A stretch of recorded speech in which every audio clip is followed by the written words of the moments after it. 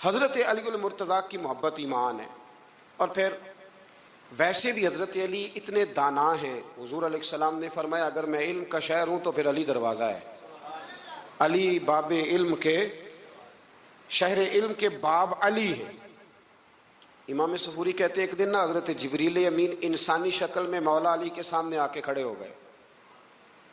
کون؟ حضرت جبرائیل علیہ السلام. حضرت جبریل امین کھڑے ہوئے انسانی شکل میں، تو کہنے لگے علی یہ بتائیے کہ جبریل اس وقت کہاں ہے؟ انسانی شکل میں، اور مولا علی سے پوچھتے ہیں. تو کچھ جو آج کل ہمارے شاگرد حضرات پڑھ جاتے ہیں نا تو وہ ذرا جلدی کرتے ہیں جواب دینے میں. بڑوں کو جب جواب بھی دینا بزرگوں کو تو جواب میں بھی آداب کا خیال ہونا چاہیے. حضرت مولا علی شیر خدا رضی اللہ تعالیٰ عنہ سے جب پوچھا نا کہ جبریل امین کہاں ہیں اس وقت، تو حضرت علی نے پہلے اوپر دیکھا، پھر نیچے دیکھا، پھر دائیں دیکھا، پھر بائیں دیکھا، پھر آگے دیکھا، پھر پیچھے دیکھا. جواب فٹافٹ تیار تھا کہ آپ ہی تو ہیں، لیکن ایسے جواب نہیں دیا. فرمانے لگے جناب نہ تو اس وقت حضرت جبریل مشرق میں ہیں، نہ مغرب میں ہیں، نہ شمال میں ہیں، نہ جنوب میں ہیں، نہ 7 زمینوں میں ہیں، نہ آسمانوں میں ہیں. پھر بھی یہ نہیں کہا کہ آپ جبریل ہیں. فرمانے لگے بھئی زمینوں آسمانوں مشارق مغارب میں تو کوئی نہیں، تو یہاں آپ جبریل ہیں یا میں جبریل ہوں؟ دونوں میں سے ایک ہے. تو حضرت جبریل امین مسکرائے، فرمانے لگے نہیں آپ تو علی ہیں، جبریل تو میں ہی ہوں. آپ علی. دیکھیں نا بہت سارے لوگ سوال کا جواب دیتے ہیں پر وہ آداب کو ملحوظ خاطر نہیں رکھتے. نبی پاک علیہ السلام نے ایک دن نماز 4 رکعتوں کی تھی تو حضور نے 2 پہ سلام پھیر دیا. تو صحابہ سے پوچھا میں نے کتنی پڑھی ہے؟ تو عرض کرنے لگے یا رسول اللہ زیادہ پتہ تو آپ کو ہی ہے پر ہمیں لگتا ہے کہ آپ نے 2 پڑھائی ہے. یہاں ایسے کرتا ہے کوئی؟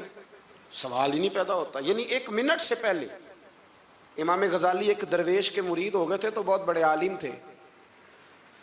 آپ کو پتہ ہے عالم آدمی کا مرید ہونا اللہ ہی خیر کرے کسی کرامت سے کم نہیں ہوتا، بڑا مشکل ہوتا ہے. وہ کسی کی غلامی کرے وہ بڑا مشکل ہوتا ہے، مطلب کٹھن ماحول ہوتا ہے. تو امام غزالی بیعت ہو گئے تو مرشد نے پہلا وظیفہ یہ بتایا کہ کسی پر اپنے علم کا اظہار نہ کرنا. ہاں اپنے علم کا اظہار، آپ اس کو آسان وظیفہ سمجھتے ہیں؟ یعنی علم ہو بھی تو بندہ اظہار نہ کرے، بد ہضمی ہو جاتی ہے. تو بد ہضمی ہو جاتی ہے، نیند نہیں آتی. 2-4 لفظ جو بندہ پڑھ کے آتا ہے نا اس کو تو نیند نہیں آتی کہ میں پڑھا لکھا ہوں تو میں بتاؤں نا. تو حضرت علی شیر خدا کرم اللہ تعالیٰ وجہ الکریم کے وہ آداب سے مجھے یہ بات یاد آئی کہ امام غزالی کے شیخ نے کہا علم کا اظہار نہ کرنا یہ پہلا وظیفہ ہے. شیخ شہاب الدین سہروردی کہتے ہیں مجھے میرے ماموں حضور غوث پاک کے پاس لے گئے تھے تو جاتے ہوئے میرے رستے میں خیال آ رہا تھا میں الحمدللہ خود پڑھا لکھا ہوں. کہ جب انہوں نے جا کے پیش کیا نا غوث پاک کی بارگاہ میں کچھ دیں تو حضور غوث اعظم فرمانے لگے بھرے ہوئے پیالے میں کیا ڈالوں؟ پہلے ہی فل ہے، کوئی گنجائش ہی نہیں. تو فرماتے ہیں پھر میں اگلی دفعہ گیا تو غرور علم کو توڑ کے گیا. تو پھر میں غوث اعظم کی بارگاہ میں بیٹھا تو اللہ تبارک و تعالیٰ نے پھر مجھے جھولی بھر کے خیرات عطا فرمائی. یاد رکھ. تو کہتے ہیں انہوں نے کہا کہ اظہار نہیں کرنا علم کا. تو بس ایک دن بیٹھے بیٹھے نا ایک بندہ مسئلہ پوچھنے آیا، انہوں نے بزرگوں سے مسئلہ پوچھا، میرے مرشد سے. امام غزالی کہتے ہیں میرے پیر سے مسئلہ پوچھا تو وہ کہنے لگے بھئی مجھے نہیں اس سوال کا جواب آتا. حضرت صاحب نے کہہ دیا مجھے نہیں آتا. کہتے میں قریب تھا، میں نے اس بندے کو بلایا، میں نے کہا مجھے آتا ہے جواب، میں بتاؤں؟ تو کہتے ہیں شیخ فرمانے لگے غزالی تیرا کیا خیال ہے مجھے نہیں تھا جواب آتا؟ یہ تو تجھے آزمانے کے لیے انکار، تیری ابھی میں نہیں نہ گئی تو کوئی نہیں میاں پھر ابھی تو رستے میں ہی رہے گا.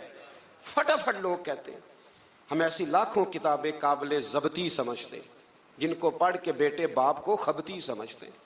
ایک بات یہ کہ ان سے محبت کرنی ہے، دوسری بات یہ کہ ان کی سیرت. پہلی بات زندگی میں ادب بڑا کیا مولا علی شیر خدا نے، بڑا ادب کیا. حضرت علی کہتے ہیں میں نے نبی پاک سے ایک سوال پوچھنا تھا تو میں نے 14 دن انتظار کیا.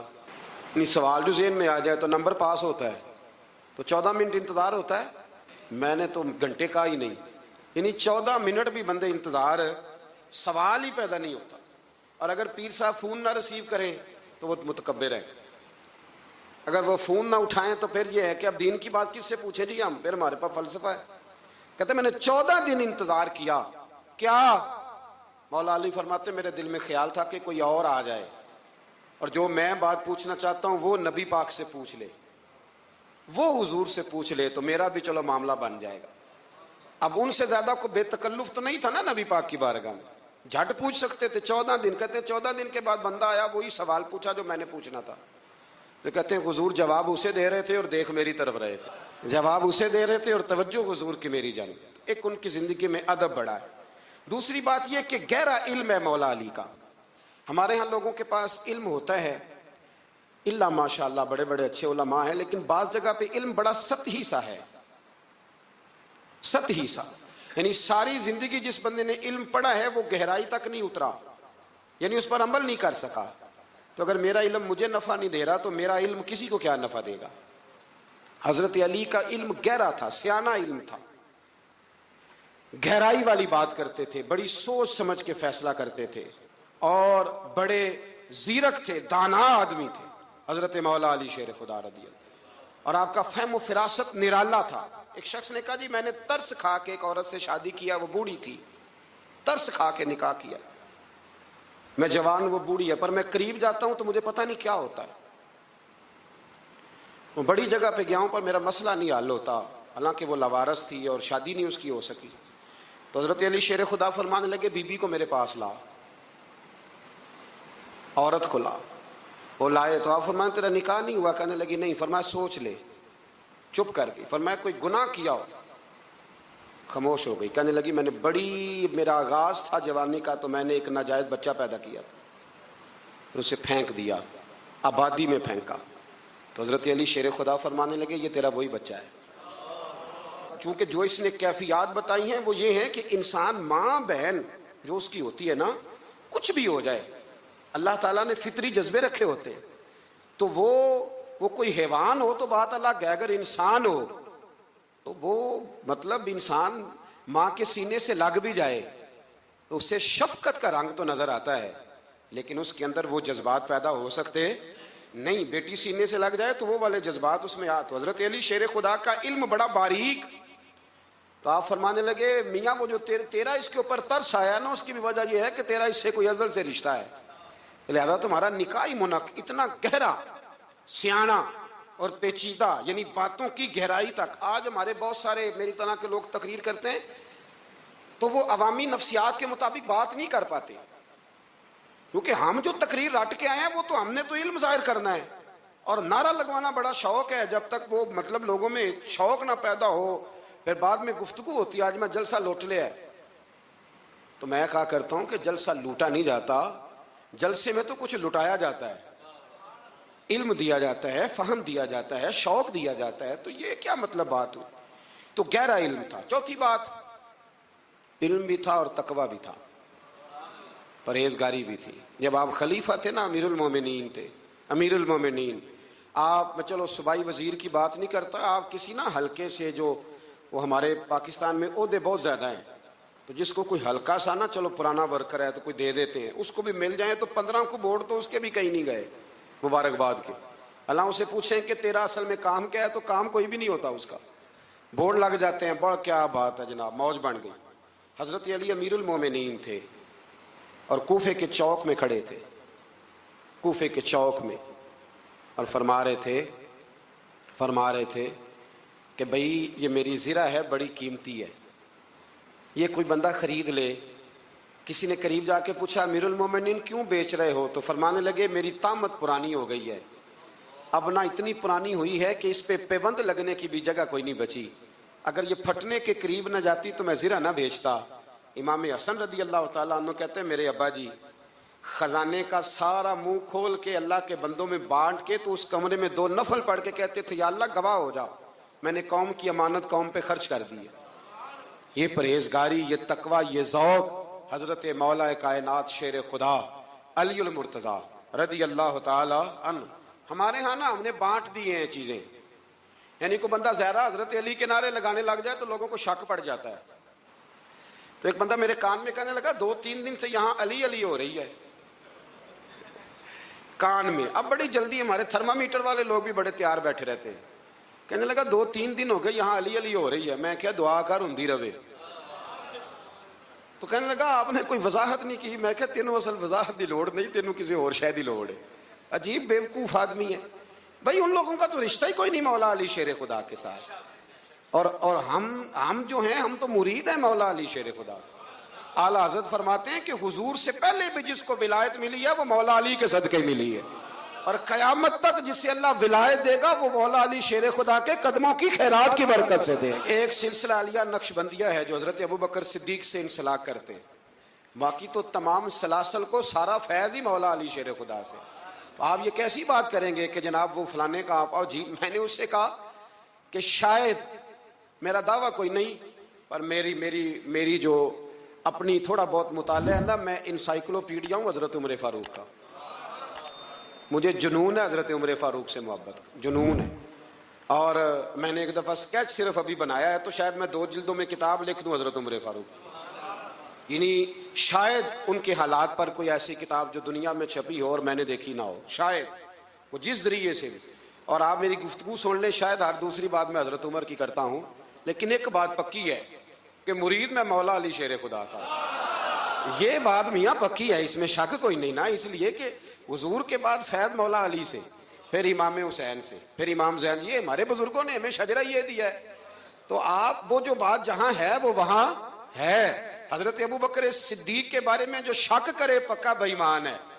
پر اس میں تو بات پکی ہے نا کہ حضور نے فرمایا علی تجھے دیکھنا بھی عبادت اور تیرا ذکر کرنا بھی عبادت. تو خدا کے بندو علی علی نہ کریں, ہم تو مر جائیں. کوئی جگہ ہی نہیں ہے سوائے حضرت علی شیر خدا کے ذکر کرنے کے. تو یہ کچی کمزور باتیں نہ کرو. یہ کوئی عجیب بات ہے کہ جی وہ اگر علی علی زیادہ کیا تو کوئی فلانے طبقے سے تو نہیں. تو یہ ایسی کمزور بات آپ کیوں کرتے ہیں میاں؟ یہ آپ عجیب, آپ نے بیعت چھیڑ دی لوگوں نے. تو یہ کوئی ایسا مسئلہ نہیں. زندگی میں یاد رکھو, جس کی زبان پہ علی علی زیادہ رہتا ہے نا, اس کی زبان پہ نبی نبی بھی زیادہ ہی رہتا ہے. ختم ہو گئی بات. تو ان چکروں سے باہر آئیں, آپ باہر آئیں ان چکروں سے. اور اسی طریقے سے میں نے کہا تھا کہ ہم کوئی ترازو لے کے نہیں بیٹھے ہوئے کہ فضیلت کس کی زیادہ ہے. اما عائشہ صدیقہ جو ہیں وہ مومنوں کی ماں ہیں, اور اس میں کوئی دوسری رائے نہیں کہ اس خاتون کے امت مسلمہ پر اتنے احسانات ہیں کہ دنیا گن نہیں سکتی. لیکن یہ ہے کہ رسول کریم نے فرمایا کہ فاطمہ میرے جگر کا ٹکڑا ہے. اب میں ترازو لے کے بیٹھ جاؤں کہ حضرت فاطمہ کی شان زیادہ ہے یا حضرت عائشہ کی, تو میں بیوقوف ہی ہوں نا. اس لیے کہ یہ میری ذمہ داری نہیں, یہ تو بات ان کی ہے نا. میں نے ایک بات سنائی تھی آپ کو پیر سید فیض الحسن شاہ صاحب کی, آلو مار شریف والے. پیر صاحب سے کسی نے پوچھا کہ حضرت فاطمہ افضل ہیں کہ سید عائشہ؟ تو آپ فرمانے لگے پہلی بات تو یہ کہ تجھے یہ سوال ہی نہیں کرنا چاہیے تھا, اور اگر تو نے کر لیا ہے تو پھر جواب سن لے. فرمانے لگے فاطمہ زوجہ ہیں حضرت علی کی, اور عائشہ زوجہ ہیں نبی پاک کی.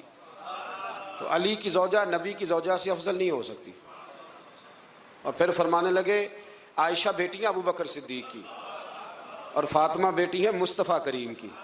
تو ابو بکر کی بیٹی نبی کی بیٹی سے افضل نہیں ہو سکتے.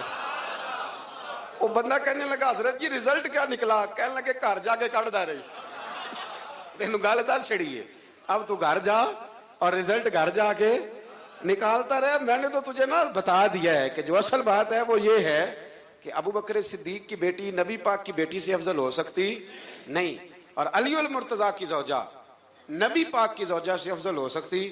باقی جا تو نتیجہ گھر جا کے نکال, نتیجہ گھر جا کے نکال. تو ہمارے بزرگ تو اس لیول پہ سوچتے, اس لیول پہ. حضرت عائشہ صدیقہ رضی اللہ تعالیٰ عنہ اگر گھوڑے پہ بیٹھتی تھی نا تو مولا علی لگام تھام لیتے تھے, ماتے تھے یہ ماں ہے مومنوں کی, یہ ماں ہے مومنوں. آپ کیا بات کرتے ہیں؟ حضرت عمر فاروق کو کبھی حضرت عائشہ بلا لیتی تو کانپتے ہوئے حاضر ہوتے. ماں ہے مومن. یہ کچی باتیں چھوڑ دیں, عشق کرے تو کھول کے کرے, ڈر ڈر کے نہ کرے. میں نے درجنوں تقریروں میں کہا کہ منقبتیں لکھو حضرت صدیق اکبر کی بھی, حضرت عمر کی بھی منقبت لکھو, حضرت عثمان کی بھی لکھو, اور ہم سنتے ہیں الحمدللہ وہ ساری. لیکن میرے بھائی یہ یاد رکھیں, اس میں کوئی شک نہیں, ان کی عظمتیں, شانیں, فضیلتیں وہ بلندیاں ہیں. ہمارا یہی عقیدہ ہے, اور الحمدللہ ہماری نسلیں بھی اسی پہ قائم رہیں گی. ہم انہیں نسلیں مانیں گے ہی تب کہ خلفائے راشدین کی جو خلافت کی ترتیب ہے وہی فضیلت کی ترتیب ہے. نبی پاک صلی اللہ علیہ وسلم نے فرمایا پراگندہ حالت ہو, پھٹا پرانا لباس ہو, اور انسان بکھرے بالوں سے تڑپ تڑپ کے بھی دعا مانگے, اس کی دعا اس لیے قبول نہیں ہوتی کہ اس نے جو کپڑے پہنے ہیں وہ حرام پیسوں کے, جو روٹی کھائی ہے وہ کسی کا مال لوٹ کے کھائی ہے. جو پیا ہے وہ کسی مسکین کا مال کھا پی گیا، اس کی دعا کیسے قبول ہوگی؟ آپ حقوق العباد کے معاملات کے اندر اپنے آپ کو زیادہ سے زیادہ فکر مند کریں. آپ غور کریں کس جگہ کوئی نقص تو نہیں رہ گیا. سیدہ عائشہ صدیقہ یہ بڑی نصیبوں والی خاتون ہے. یہ وہ خوش بخت عورت ہے کہ جس کے گھر میں حجرہ نور میں داخل ہو کے مدینے والے محبوب کہتے تھے کہ سکون محسوس کرتا ہوں. حضور کی سیرت بتاتی ہے کہ حضور وہاں سکون محسوس کرتے. حضرت عائشہ صدیقہ نے حضور سے دین لیا اور محبوب کریم کا سر نور ان کی گود میں رہتا تھا جب وہ حضور سے سوالات پوچھا کرتی تھی. سیدہ عائشہ صدیقہ کی عظمتیں حضرت عائشہ صدیقہ رضی اللہ تعالیٰ عنہ روایت کرتی ہیں، اور یہ حدیث مبارکہ مشکات شریف میں موجود ہے. فرماتی ہیں کہ اعمال نامے 3 قسم کے ہوں گے قیامت کے دن. 3 قسم کے اعمال نامے. مجرم جو ہوں گے جرم کر کے آئیں گے، ان کے 3 قسم کے اعمال نامے ہوں گے. فرماتی ہیں میں نے نبی پاک صلی اللہ علیہ وسلم سے سنا کہ 3 قسم کے لوگوں کے اعمال نامے ہوں گے. ایک وہ لوگ ہوں گے، وہ والا معاملہ ہوگا جو رب کا بندوں کا عقیدے کے ساتھ ہے. اگر کوئی بندہ شرک کر کے آیا ہوگا تو اللہ اس شرک کو کبھی معاف نہیں کر. ان اللہ لا یغفر ان یشرک بہ ویغفر ما دون ذلک لمن یشاء. بے شک اللہ معاف نہیں کرے گا کہ اس کے ساتھ شرک کیا جائے، باقی وہ اس کے علاوہ جس کو چاہے گا اپنے فضل سے معاف فرما دے گا. تو ایک تو یہ اعمال نامہ قیامت کے دن ہوگا، جو مشرک ہوگا اسے معاف نہیں کیا جائے گا. اور دوسرا سیدہ عائشہ صدیقہ رضی اللہ تعالیٰ عنہ فرماتی ہیں کہ نبی پاک علیہ السلام نے فرمایا ایک معاملہ حقوق العباد کا، بندوں کا بندوں کے ساتھ معاملہ. کسی نے کسی کی ذلت کر دی، رسوائی کر دی، مال دبا لیا، تانا دیا، تکلیف دی. فرمایا یہ دوسرا اعمال نامہ ہے، یہ بھی رب اتنی دیر تک معاف نہیں کرے گا جب تک بندہ بندے کو معاف نہیں کرے گا، یہ معاف نہیں کیا جائے گا. اور تیسرا فرمایا معاملہ اللہ اور بندوں کا ہے، عبادت کا معاملہ ہے، نماز کا معاملہ ہے، روزے کا معاملہ ہے. فرمایا اس میں رب بڑا کریم ہے، اپنے فضل سے فیصلہ کرے گا، چاہے تو عذاب دے اور چاہے تو اپنے فضل سے بندوں کو معاف فرما دے، چاہے تو اپنے فضل سے معاف کر دے. 3 قسم کے معاملات قیامت میں ہوں گے. حقوق العباد کے معاملے کو درمیان میں بیان کیا گیا. ہم نا جذبات کا، احساسات کا خیال رکھنا چھوڑتے جا رہے ہیں. مجھے اپنی روٹی عزیز ہے، میں باہر سے آیا ہوں اور میں نے آ کے گھر کے اندر تلخ باتیں شروع کر دی، سخت جملے کسنا شروع کر دیے کہ میں باہر سے آیا ہوں، میرے لیے کھانا نہیں پکا. میں نے یہ دیکھا ہی نہیں کہ شاید پکانے والا بیمار ہی نہ ہو، کہ میں نے پوچھا ہی نہیں کہ جو گھر کے اندر تھا وہ کسی تکلیف میں نہ ہو. میں نے یہ احساس ہی پیدا نہیں کیا کہ میں نے بڑی سخت باتیں اپنی والدہ سے کر دیں، اپنی اہلیہ سے کر دی، اپنی بہن سے، اپنے والد سے کر دی، لیکن ان کے بارے میں نے یہ تصور ہی نہیں کیا کہ احساسات کس قسم کے ان کے ہوں گے. حقوق العباد کے مسئلے میں نا ہم لاپرواہ ہو گئے، لاپرواہ. حقوق العباد کے معاملے میں اپنے آپ کو سمجھائیں، قائل کریں. نماز ذوق سے پڑھیں، نماز شوق سے پڑھیں، نماز توجہ سے پڑھیں، اسے کبھی ہلکا نہ جانیں. لیکن یاد رکھ لیں نماز میرا اور رب کا معاملہ ہے، رب کا اور میرا معاملہ ہے. ہو سکتا ہے وہ اس معاملے میں معافی دے دے، لیکن جس کو اس نے میری ماں بنایا ہے نا، اس نے کہا ہے میں نے تیری جنت تیرے ماں کے قدموں کے نیچے رکھی ہے، اس کو میرا باپ بنایا ہے، اس کے تعلق سے مجھے حساس ہونا چاہیے، مجھے اپنے دوستوں کے تعلق سے احساس ہونا چاہیے. ہم دائیں بائیں احساس ہیں اور بڑی بڑی لمبی باتیں کرتے ہیں، بڑی بڑی لمبی بڑی بڑی کہانیاں. کچھ لوگ تو ایسے پکے نمازی ہیں کہ وہ کسی اور کو نمازی ماننے کو تیار ہی نہیں. ایسے پکے حاجی ہیں کہ دنیا میں صرف وہی حاجی ہیں، دوسرا کوئی ہے نہیں.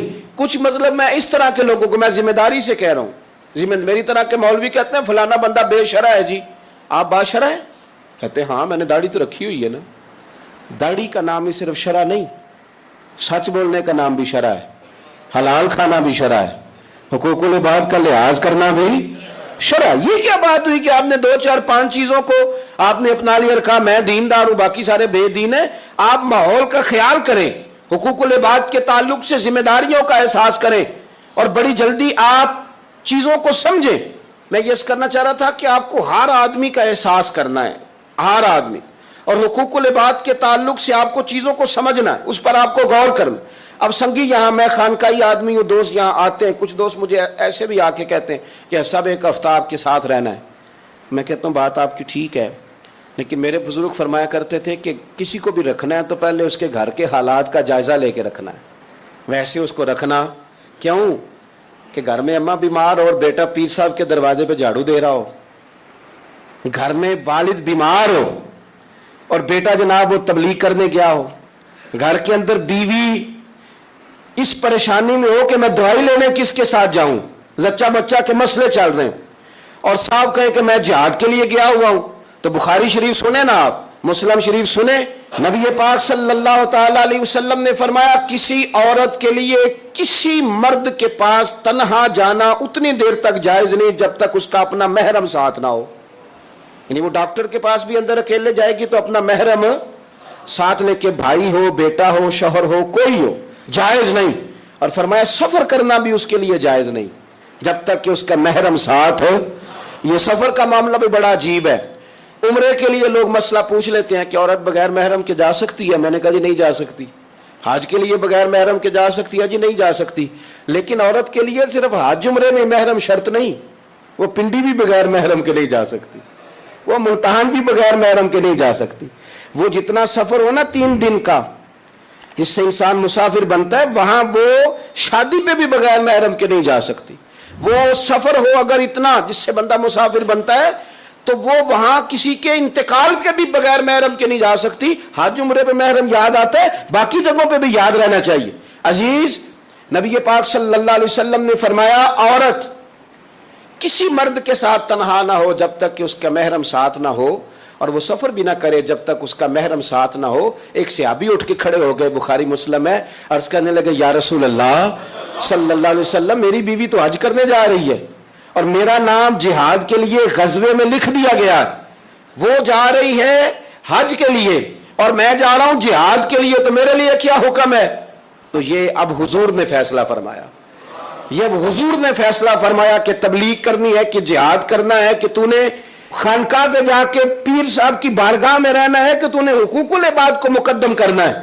یا رسول اللہ میرا نام لکھ دیا گیا ہے غزوے کے لیے اور میری بیوی جا رہی ہے حج کے لیے، تو حکم کیا ہے؟ تو حضور فرمانے لگے تو غزوہ رہنے دے، اپنی بیوی کا محرم بن کے حج پہ اس کے ساتھ جا، کیونکہ اسے تیری ضرورت ہے. تو جہاں اسے ضرورت ہے تو اس کی ضرورت کو پورا کر. تو اسلام نے ہمیں شب برات پہ آپ صرف کیا معافی مانگیں گے کہ یا اللہ جو نماز نہیں پڑھی اس کی معافی دے، تو وہ بھی مانگنی ہے آپ کو، 100% مانگنی ہے. آئندہ سے نمازیں پوری کرنے کا عہد کرنا ہے. لیکن میرے بھائی جو آپ نے حقوق العباد ضائع کیے ہیں ان کی بھی آپ کو معافی مانگنی ہے اور سامنے والے سے معافی لینی ہے، راضی کر کے، بندوق کے زور پہ نہیں. کیا آپ ٹیلی فون کر کے کہیں میں نے میسج لکھا تھا تو آپ نے جواب کیوں نہیں دیا، رپلائی کیوں نہیں کیا؟ آپ کہیں میں نے معاف کیا، بھائی آپ بندوق کے زور پہ معافی لیں گے؟ آپ راضی کریں. جب کسی سے معافی لی جاتی ہے تو اسے راضی کیا جاتا ہے، کہا جاتا ہے کہ اس جگہ میری غلطی تھی، میں تجھ سے معافی مانگتا ہوں. تو حقوق العباد کا جو مسئلہ نہ دیکھیں، میرے نبی پاک علیہ السلام کی حدیث موجود ہے ترغیب و ترہیب کے اندر. ایک شخص نے آ کے عرض کی یا رسول اللہ صلی اللہ تعالی علیہ وسلم، میں جہاد پہ جانا چاہتا ہوں پر طاقت نہیں رکھتا، کمزور ہوں. حضور نے فرمایا ماں باپ میں سے کوئی ہے؟ بلے شاہ تو آسمانی اڈدیاں پڑھنا ہے، جڑا گھر بیٹھا انہوں پڑھیا ہی نہیں. ماں باپ میں سے کوئی ہے؟ یا رسول اللہ میری والدہ زندہ ہے. تو نبی پاک علیہ السلام نے فرمایا گھر جا کے اس کی خدمت کر. اس نے خالی جہاد کا پوچھا تھا، جہاد کا. حضور نے 3 باتیں ارشاد فرمائی. ماں زندہ ہے، حضور زندہ ہے، فرمایا گھر جا کے اس کی خدمت کر، اللہ اس کی خدمت پر حج کا ثواب بھی دے گا، عمرے کا ثواب بھی دے گا اور جہاد کا اجر بھی عطا فرمائے گا. تو نے ایک بات پوچھی ہے، تجھے 3 چیزوں کا ثواب ملے گا. شرط یہ ہے کہ ماں کے قدموں سے جڑ جا، جا کے اسے راضی کر، جا اس کی نوکری کر، جا کے ماں کی خدمت کر، اس کے پاس بیٹھ، اس کے دل کو مطمئن کرنے والا وقت اسے دے. تو یہ آپ خالی نماز پر اکتفا نہیں کریں گے، آپ حقوق العباد کا بھی پورا لحاظ کریں گے، پورا آپ حقوق العباد کا لحاظ کریں گے. حقوق العباد ہر جگہ آپ کے ذمہ، آپ کے شیخ کے بھی حقوق ہیں، استاد کے بھی حقوق. یہ کیا بات ہوئی کہ مان بھی لیا، کہہ بھی لیا، غلامی کر بھی لی، دعویٰ بھی کر لیا، اور پھر کیا بات ہوئی پیار بھی کرنا اور کچا کرنا؟ اور تھوڑا تھوڑا کرنا، اور یہ کہ پھر اس میں کمزور پڑنا، اور پھر اس کے اندر جو ہے وہ اس طرح کر کے کمزوری لانا، یہ کوئی آئین وفاداری نہیں ہے، یہ کوئی طریقہ پھر درست نہیں ہے۔ تو حقوق العباد جہاں جہاں آپ کا تعلق ہے، جہاں جہاں اس تعلق میں آپ غور کریں گے کہ آپ کے معاملہ دیکھیں۔ اسلام کے اندر کتنا تڑپ کے جاتے ہیں ہم کعبۃ اللہ کی زیارت کرنے، کتنی تڑپ ہوتی ہے اللہ کا گھر دیکھنا ہے، حضور کی بارگاہ عالی مرتبت میں حاضری دینی ہے، مدینہ طیبہ حاضر ہونا ہے، کتنی بڑی فضیلت ہے۔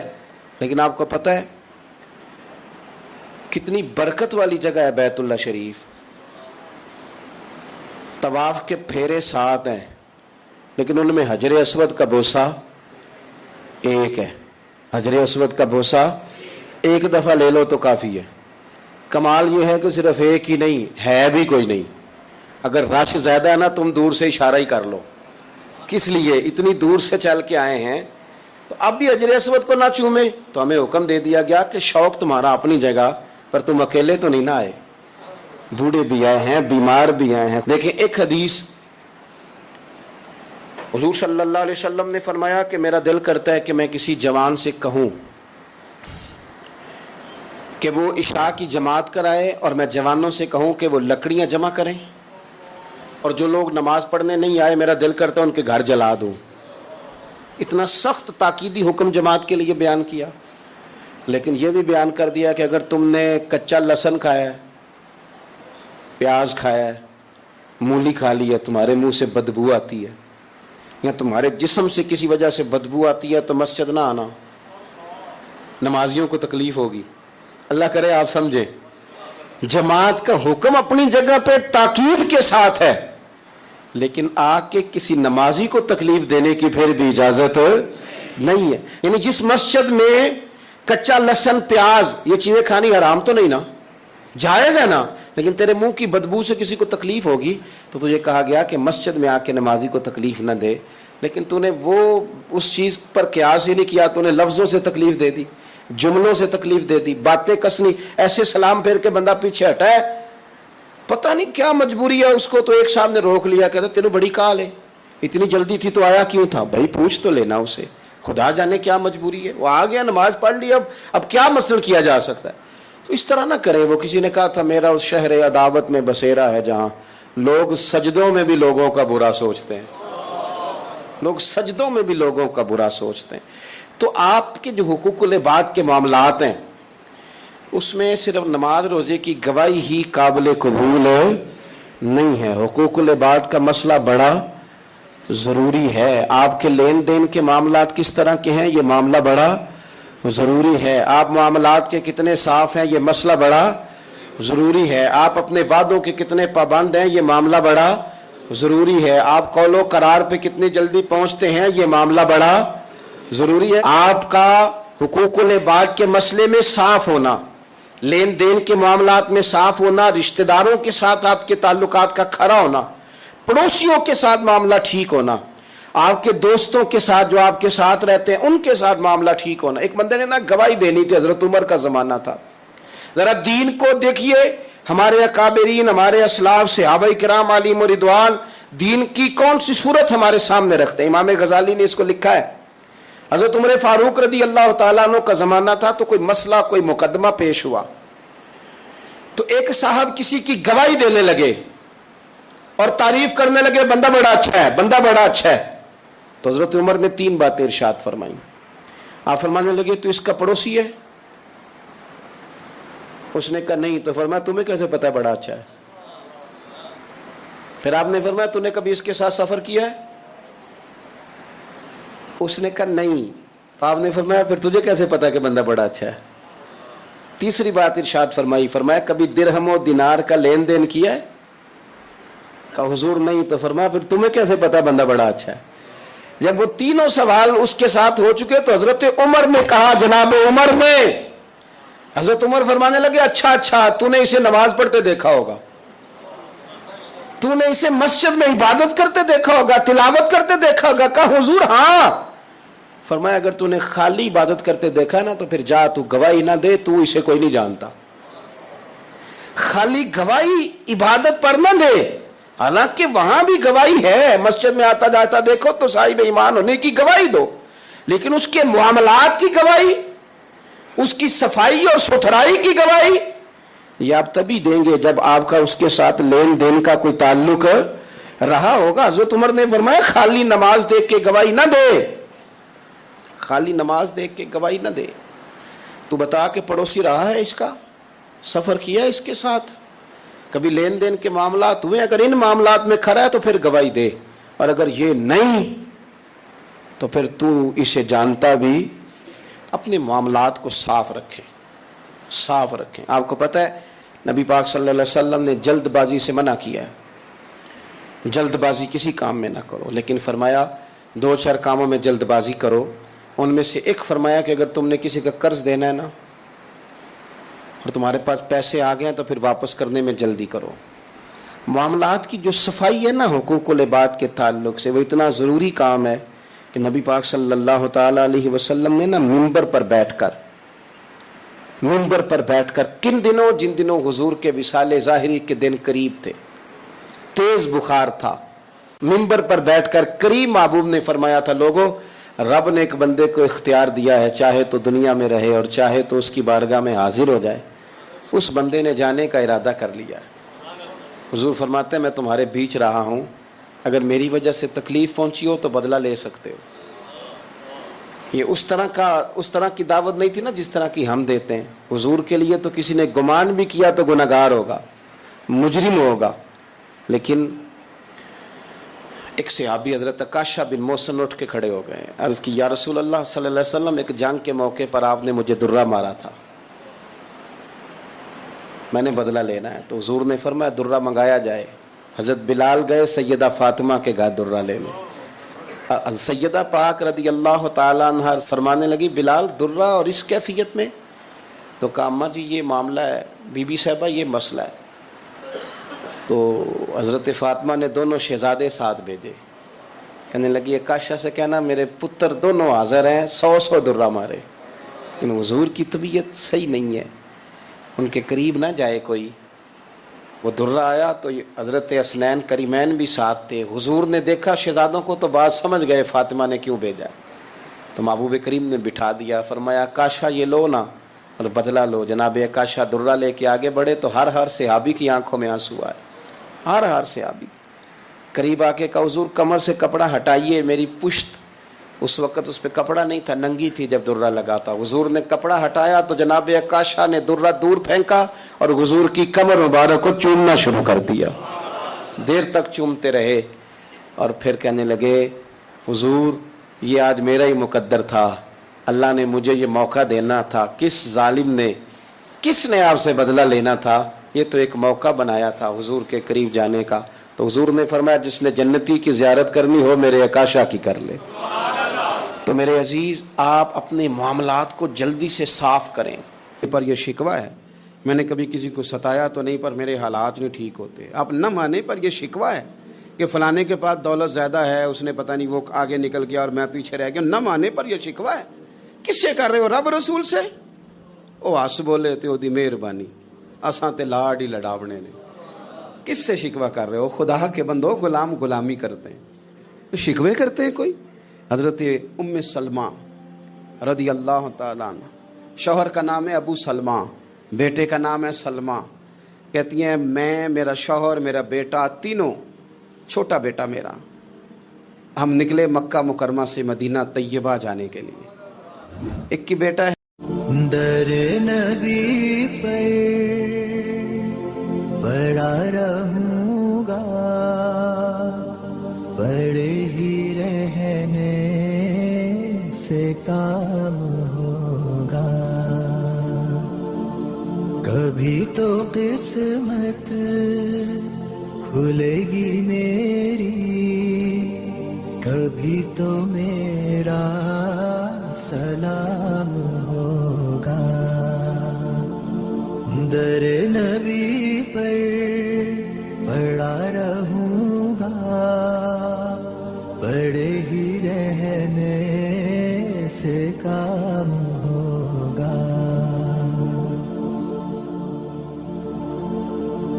خلا खिलाफ माशूक कुछ हुआ है, ना कोई आशिक से काम होगा। खिलाफ माशूक कुछ हुआ है, ना कोई आशिक से काम होगा। खुदा भी होगा उधर ही है दिल, जिधर वो आली मकाम होगा। दर नबी पर पड़ा रहूंगा, बड़े ही रहने से काम होगा। किए ही जाऊंगा अर्ज़ मतलब, मिलेगा जब तक ना दिल का मतलब। किए ही जाऊंगा अर्ज़ मतलब, मिलेगा जब तक ना दिल का मतलब। ना शाम मतलब की सुबह होगी, ना ये फसाना तमाम होगा। दर नबी पर पड़ा रहूंगा, बड़े ही रहने से काम होगा। जो दिल से है माइले पैगंबर, ये उसकी पहचान है मुकर्रर। जो दिल से है माइले पैगंबर, ये उसकी पहचान है मुकर्रर। कि हर दम उस बेनवा के लब पर दुरूद होगा, सलाम होगा। दर नबी पर पड़ा रहूंगा, पड़े ही रहने से काम होगा। कभी तो किस्मत खुलेगी मेरी, कभी तो मेरा सलाम होगा।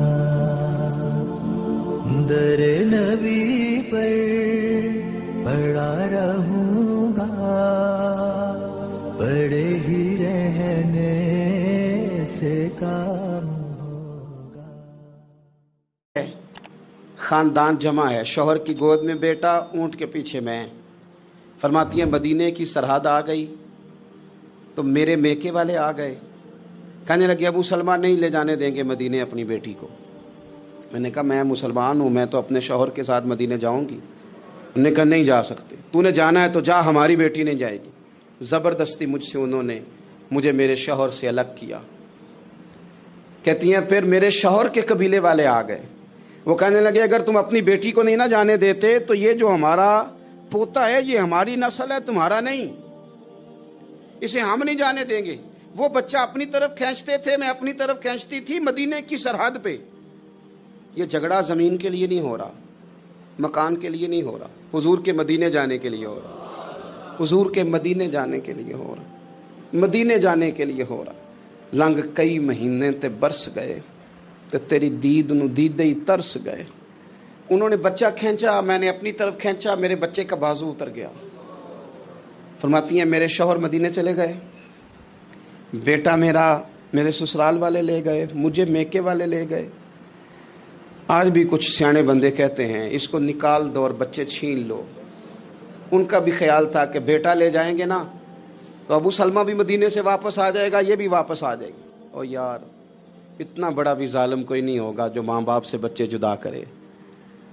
फरमाती हैं कि वो ले गए छीन के, मैं मेके चली गई। लोग रोटी खाते थे, मेरे हलक से नहीं गुजरती थी। ज़माना सोया करता था, मैं सो नहीं पाती थी। बेटा कहाँ, शौहर कहाँ, मैं कहाँ। उम्मे सलमा कितनी देर तकलीफ़ काटी। जनाब उम्मे सलमा कहने लगी, लोगों 1-2 दिन नहीं, पूरा साल बीत गया, पूरा साल। पर जे सोना ही मेरे दुख विच राज़ी, जे सोना ही, मारो मारो मैनू मार मुकाओ, मैं कोई उज़र ना पेश ले आवा, और जे सोना ही मेरे दुख विच राज़ी, फिर सुख नू चुल्हे डावां। फरमाया साल बीत गया। लोग सुबह उठ के काम काज पे लग जाते, कपड़े बदलते, ड्यूटियां करते, और मैं सवेरे उठ के उस जगह आ जाती जहां मेरा शौहर और मेरा बेटा बिछड़ा था। मैं सारा दिन रोती, आहुजारी करती, हुजूर के मदीने की तरफ मुंह करके मैं तड़पती। साल बीत गया, साल, एक हफ्ता नहीं निकलता बच्चों के बगैर। बड़े बड़े सियाने लोग परदेश जाते हैं तो बच्चों की फ़ोटो देख देख के रोते हैं, लेकिन कहती है माँ थी, बेटा बिछड़ा और फिर बेटा बीमार हो और माँ से जुदा हो, कितनी तकलीफ़ का मंजर है। आप फरमाती हैं कि 1 साल बीत गया और मैंने किसी की मिन्नत नहीं की, मैंने कोई शिकवा नहीं किया, इसलिए कि जिस हाल में रब रसूल रखें। ये हौसला, ये सब्र, ये तवानाई। 1 साल के बाद मेरे चचा का बेटा मेरे पास से गुजरा, तड़पते देख कर कहने लगा, मेरी बहन तू सारा दिन रोती रहती है। तो मैंने कहा भाई तुम्हें क्या बताऊं, इसका शौहर चला जाए, बेटा जुदा हो जाए, वो क्या करेगी। फरमाते उसने जाके मेरे बाप से, अपने वालिद से, मेरे ख़ानदान वालों से कहा, इसकी सज़ा कब ख़त्म होगी। इस गरीबनी का कसूर ये है कि ये मदीने वाले का कलमा पढ़ती है, इसकी गलती ये है कि ये मुसलमान हो गई है, दीन हक कबूल कर लिया, क्यों नहीं तुम ख्याल करते। कहते उनके दिल नरम हुए, वो रजामंद हुए मुझे मदीने जाने पर उसने कोशिश की मेरे ससुराल पैगाम भेजे, कब बस करो, और बच्चा तो चिड़िया का जुदा हो जाए तो वह तड़पा करती है, और तुमने एक जीती जागती माँ का बेटा जुदा किया है। वो भी नरम हुए, रब ने असबाब बनाए, मेरा बेटा मुझे मिला। कहने लगे तू रह जा। मैंने कहा नहीं, तुम मुसलमान नहीं हो, तुम्हें पता नहीं ना, मैं यहाँ नहीं रह सकती, मुझे मदीने ही जाना है। अकेली इतना सफ़र, जंगलों का रास्ता, पहाड़ी रास्ता तय कर लोगी। मैंने कहा मैं कर लूँगी। जिन्हों वेख के ठर दियाँ अखियाँ ने, तो जिन्हों वेख के ठर दा सीना है। रब्बा तेरी सारी खुदाई च एक ही ते शहर मदीना है। कहती मैं ऊँट पे बैठी, बेटा मैंने गोद में बिठा लिया, मैं सफ़र करने लगी, पर दिल में खटका था कि इतना लंबा सफ़र, बेटा छोटा है, कैसे करूँगी। कहते मुझे उस्मान बिन तला मिल गए। कहने लगे कहाँ जा रही हो बहन। मैंने कहा मदीने। कहने अकेले जाओगी। मैंने कहा जाना तो है ना, कोई साथ चले न चले, पर शहर रसूल तो जाना है ना। आप फरमाती हैं मैंने उस्मान बिन तलहा से नेक बंदा कोई नहीं देखा, मेरे ऊँट की लगाम थाम ली। जब मुझे ऊँट पे बिठाते थे ना, ऊँट बिठा के चले जाते थे, मैं बैठ जाती थी तो आके लगाम थामते थे। जब कहीं मुझे उतारते थे तो ऊँट बिठा के चले जाते थे, मैं उतर जाती थी तो ऊँट को बांधते थे। सोना होता था तो ऊँट बिठा देते, मैं उतर जाती, वो दूर जाके लेट जाते। फरमाती थी फिर मेरे लिए मेरे रब ने असबाब पैदा किए और मैं मदीना पहुंची। मैं शौहर से मिली और लोगों मेरे नसीब देखो, मैं रहने कहाँ लगी, हुजूर के मदीने में, शहर रसूल में, शहर पाए नजर होश में आ। ये कुव्वे नबी है, मैं हुजूर के हरम की जमीन और कदम रख के चलना। अरे सर का मौका है ओ जाने वाले, मदीने के खित्ते खुदा तुझको रखे, गरीबों फकीरों के ठहराने वाले। कहती है मैं वहाँ बसने लगी। आप फरमाती है मुसलमानों, शायद मुझसे ज़्यादा तकलीफ़ किसी ने न सही हो, पर देखो 1 साल पूरा मैं तकलीफ़ में रही, और जब मेरा सब्र साल को पहुंचा, सब्र की उम्र 1 साल हुई, तो फिर रब ने बंदोबस्त किया। फिर मेरे घर वाले भी नरम हो गए, ससुराल वाले भी नरम हो गए। रब ने मेरे आने जाने के लिए एक बंदे का बंदोबस्त भी फरमा दिया। फिर मेरा शौहर तक भी मैं पहुंच गई, मुझे मदीना तो रसूल भी नसीब हुआ। 1 साल मैंने सब्र किया था, रब ने मुझे मुस्तकिल मदीने का ठिकाना अता फरमा दिया। लेकिन जो बंदा सब्र ही ना कर पाए, जो सब्र ही न, जो कहे जी बड़ी दूर से आया हूँ, बड़ी देर हो गई, बड़ा टाइम हो गया, कब जाके मसला हल होगा, वो जो आपने बताया था वो तावीज़ कब असर करेगा, वो दुआ कब कबूल होगी, वो फलाना मामला कब। भाई ये डेट तो आपको रब रसूल ही दे सकते हैं, बंदा तो कोई इत्तला ही देगा, पैगाम ही देगा, दुआ ही करेगा। اگر زندگی میں حوصلہ ہی نہیں ہوگا، اگر آپ کو یہ قرار ہی نہیں آئے گا، ٹھہرنا ہی نہیں آئے گا کسی میدان میں. دیکھیں کچھ ایسی اذیتیں ہوتی ہیں جو اذیت ناک ہوتی ہیں، لیکن اگر غلامی میں آ جائے نا آپ تو وہ اذیت ناک نہیں ہوتی، اس چبھن میں مزہ آنے لگتا ہے.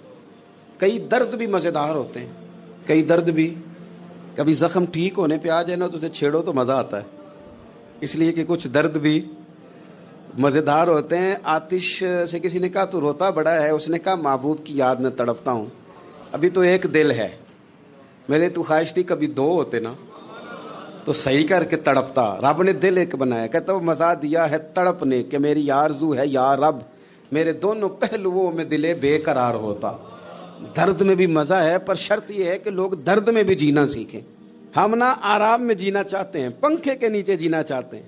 کاش کہ ہمیں صحرا میں بھی نیند کا مزہ لینے کا طریقہ آئے، پھر زندگی کے سارے راستے آسان ہیں، پھر اقرار بھی مشکل نہیں.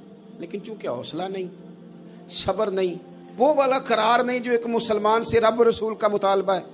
حدیبیہ کے موقع پہ نا نبی پاک صلی اللہ علیہ وسلم نے جو شرطیں کافروں کے ساتھ طے کی تھی نا، حضور نے نور بصیرت سے کی تھی نا، تو انہی شرطوں نے پھر فتح کے باب کھول دیے. ان فتحنا لک فتحا مبینا. ایک شرط یہ تھی کہ اگر کوئی مسلمان مدینے سے مکے آئے گا تو مکے والے واپس نہیں کریں گے، رکھ لیں گے. پھر غور کریں، کوئی مسلمان اگر مدینے سے مکے آئے گا تو مکے والے واپس نہیں کریں گے. اور اگر کوئی بندہ مسلمان اپنے آقا کی مرضی کے بغیر مسلمان ہو جائے اور وہاں سے وہ مدینے آئے گا تو حضور پناہ نہیں دیں گے. تو میرے بھائی، محبوب کی طرف سے آنے والا نہ صرف سوکھ ہی نہیں قبول کرنا چاہیے، دکھ بھی قبول کرنا چاہیے، دکھ بھی قبول کرنا چاہیے. ہمارا یہ مسئلہ ہے کہ ہم نہ میٹھی میٹھی کے قائل ہیں، کڑوی کڑوی کے قائل نہیں. اگر وہ کبھی دکھ دے نا تو محبوب کا دکھ بھی سکھ سمجھ کے قبول کرو. ہاں اس کی طرف سے کانٹا ہے کبھی تو اسے پھول سمجھ کے قبول کرو. وہ چبھے گا نہیں، انشاءاللہ مزہ ہی دے گا. وہ قبول تو کرو نا. تو اب حضرت ابو بصیر رضی اللہ تعالیٰ عنہ ایک صحابی تھے، ایک تو حضرت ابو جندل رضی اللہ تعالیٰ عنہ تھے نا، تو وہ تو حدیبیہ میں آ گئے. حضور مجھے لے جائیں، تو نبی پاک نے فرمایا میں نے وعدہ کر لیا ہے. ان کو بھی حضور نے واپس بھیج دیا.